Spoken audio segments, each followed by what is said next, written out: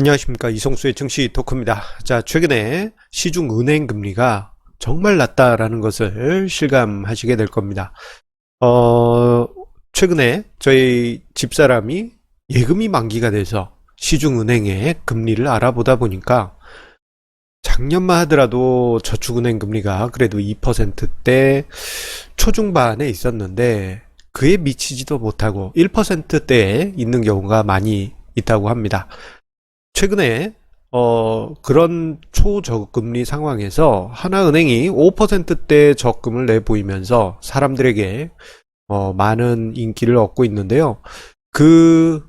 일종의 열풍을 보다 보니까 왠지 모르게 주식시장이 떠올랐습니다. 시장금리 이야기를 하는데 왜 주식시장이 떠오릅니까? 라고 생각하실 수 있는데요. 주식시장을 밸류에이션 측면에서 측정하는 데 있어서 저 시중금리는 아주 중요한 의미 그리고 중요한 기준을 던져줍니다. 자, 일단 최근에 이제 사람들 사이에서 이슈화되고 있는 하나은행 적금부터 살짝 언급을 드리겠습니다. 이 관련해 가지고는 광고나 이런 거 전혀 아닙니다. 어제 제 집사람이 언급을 해가지고 저도 당혹스럽게 봤어요. 자, 그 적금을 보다 보니까요, 연 5%에 30만원 한도로 되어 있긴 한데, 이게 사람들 사이에서 화제가 되면서 시중에 풀려있는 부동자금을 지금 쫙쫙 빨아들이고 있는 효과를 내고 있습니다. 자, 생각해보면 적금 자체는 높은 금리긴 하지만 만약에 예금을 나누어서 적금에 매달 나누어서 불입한다 그럴 경우에는 적금에서 고금리를 제시하더라도 낮아지는 게 사실입니다. 그래서 보통 이제 적금 금리를 좀 약간 다른 관점에서 볼 때 만약에 예금에 넣어두었다면 몇 퍼센트인데 그거를 적금에 나누어서 넣는다면 그게 수익률이 어떻게 될지 그것을 계산할 수도 있습니다. 가끔씩 이런 상황이 있지 않습니까? 이번에 연 5% 적금을 보더라도 그렇습니다. 자, 예금에 넣을 것을 적금에 나눠서 수익률을 계산할 때는요, 대략 적금 금리의 반 딱 때리면은 대략 예금 금리로 추정을 해볼 수가 있습니다. 자, 이번에 연 5%짜리 적금 같은 경우에는 연 2.7% 수준이니까 이거 제법 높은 수준입니다. 자, 생각해보면 예전에는 저 2.7% 별거 아니었어요. 제 기억에도 지금 13년여 전에 CMA 13년 전 2007년 요때 CMA 금리가 4에서 5%였습니다. 이 격세지감이 느껴지시죠? 자, 과거에는 저렇게 금리가 4 내지 5%만 해도 저거 저금리화 했던 시절이 있었는데 지금은 전혀 다른 상황이 돼버렸습니다. 2% 조금 넘기만 해도 사람들이 난리가 나는 그런 상황입니다. 자, 그런데 이게 왜 중요하냐? 이제부터 중요한 것은 바로 이러한 지금 시중의 초저금리 상황이 투자 기준에선 우리가 다른 관점을 만들 수 있기 때문입니다. 자, 앞서 언급드린 대로 지금 시중은행, 저축은행의 예금금리는 1%대에 들어 있습니다. 시중은행 같은 경우에는 1% 중간, 저축은행 같은 경우에는 2% 턱걸이 하거나 조금 이름 있는 저축은행은 1.9 막 그렇습니다. 자, 이렇게 초저금리 시대이다 보니까 자, 사람들이 경험하게 되는 막상 이제 예금을 하기 위해서 은행에 가면은 금리가 1%네 하는 것을 경험을 하게 되죠. 그러다 보니 5%대 적금에 사람들이 그렇게 환호를 했던 것입니다. 자, 그러다 보니 이제 부동자금이 쏠려가는 것은 어떻게 보면 자연스러운 현상이긴 한데요.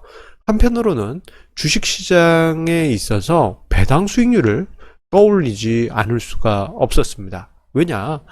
이 주식시장의 배당 수익률과 시중은행 금리를 활용을 하게 되면 자산 배분 전략의 기준으로도 세울 수 있고 지금 시장이 고평가됐는지 저평가되었는지 이 부분을 가늠할 수 있는 잣대로도 활용할 수 있습니다.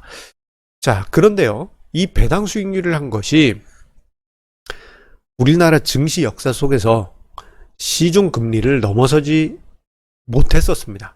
그런 적이 없었어요. 자, 왜냐하면은 우리나라 기업들의 배당은 짠돌이 배당입니다. 시중 은행 금리만큼 그렇게 파격적이라고 하기도 좀 뭐하네요. 그렇게 높은 금리를, 배당 수익률을 줄 수가 없어요. 그래서 언제나 그렇듯이 오랜 시간 배당 수익률은 시중 은행 금리보다 낮았습니다. 지금 화면상의 자료만 보시더라도 2010년대 이후부터 해서 최근까지 시중 은행 금리와 배당 수익률, 그 추이를 보시게 되면요, 이 파란색 막대가 은행이고, 그리고 노란색 막대가 배당 수익률이라고 보시면 되겠습니다. 자, 언제나 은행의 시중 은행 금리가 높았었죠.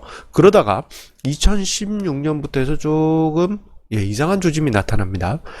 저 때가 이제 상장 기업들의 배당이 늘어나면서, 배당 성향이 커지면서 2016년 가을 정도에 순간적으로 배당 수익률이 시중 은행 금리를 넘어서는 그러한 일도 발생했었습니다.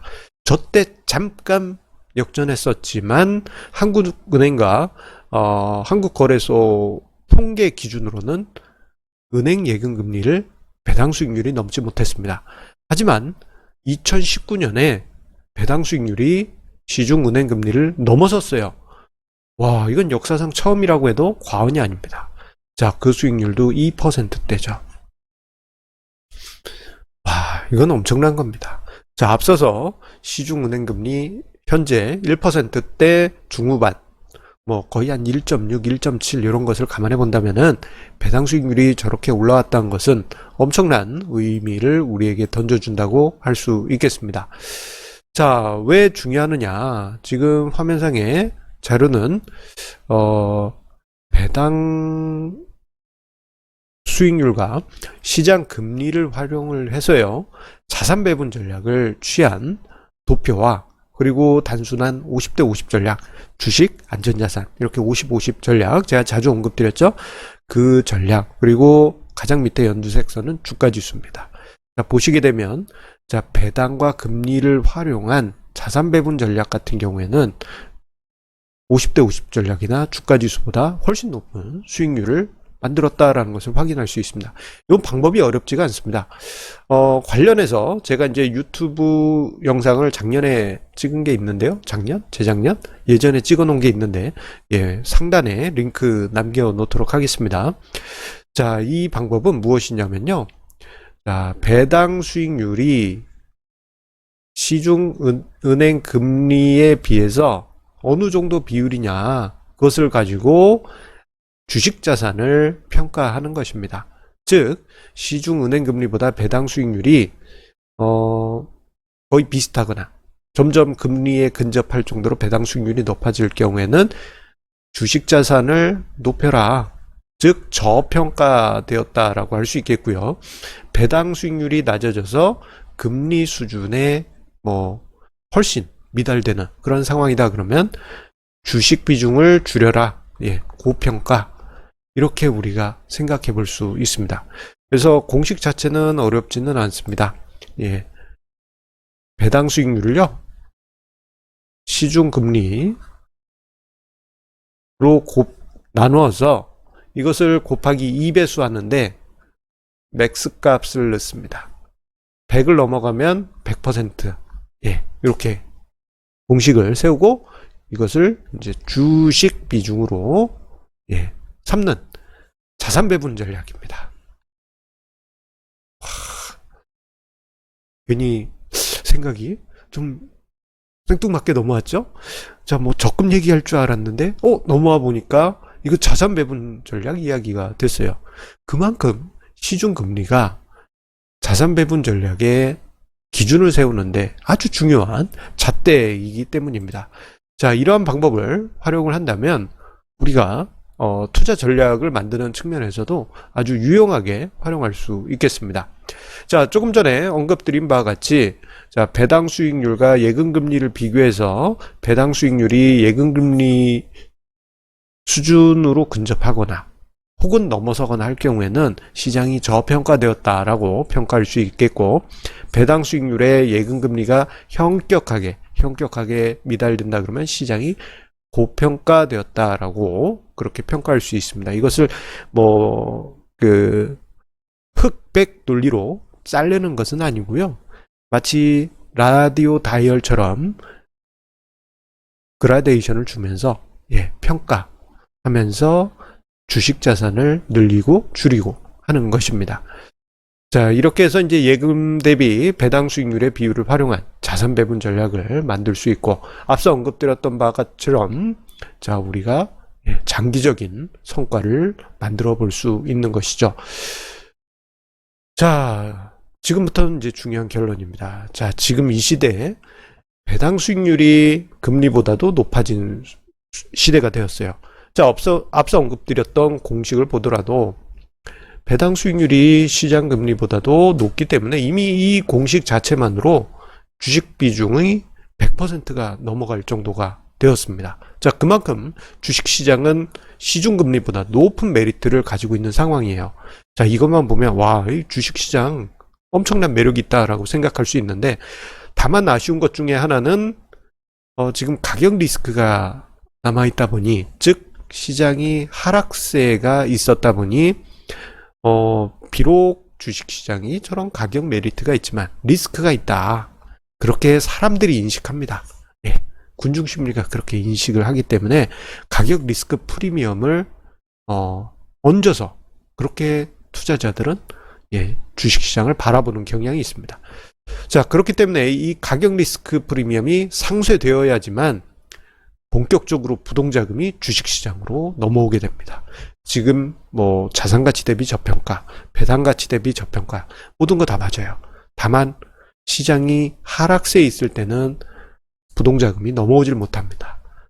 차후에 시장이 다시 한번 주가지수 2250포인트 넘고 2500포인트로 향해 갈 때 시장은 가격 리스크가 주식시장은 없네라는 것을 뒤늦게 판단하면서 주식시장을 매력적인 시장으로 바라보게 될 것입니다.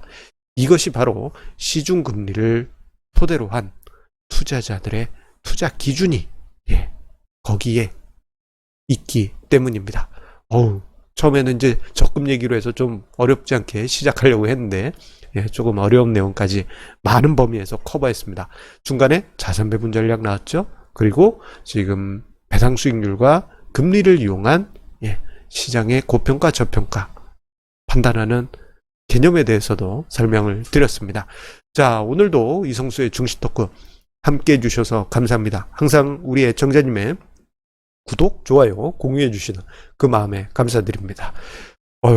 최근에 시중금리가 낮아서 정말 저희 집에서도 예금 만기가 돼서 알아보고 있는데 안 나와요.